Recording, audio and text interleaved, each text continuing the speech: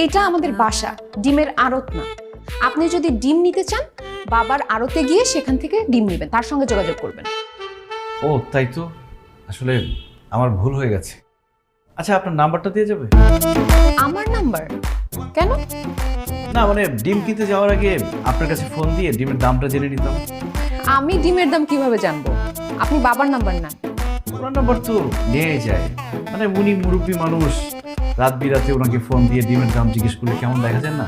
তার চেয়ে বরং আপনার নাম্বারটা দিলে আপনাকে ফোন দিতে পারতাম, এটা বেশি ভালো হয় না? না, হয় না, কারণ আমি রাত বিরাতে কল ধরতে একদম পছন্দ করি না।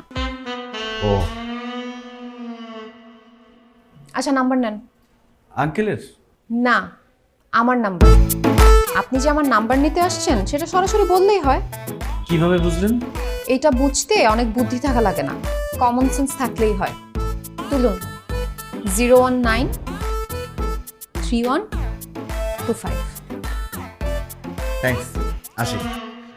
আসুন, কিন্তু রাত বিরাতে নো কল প্লিজ। মনে থাকবে।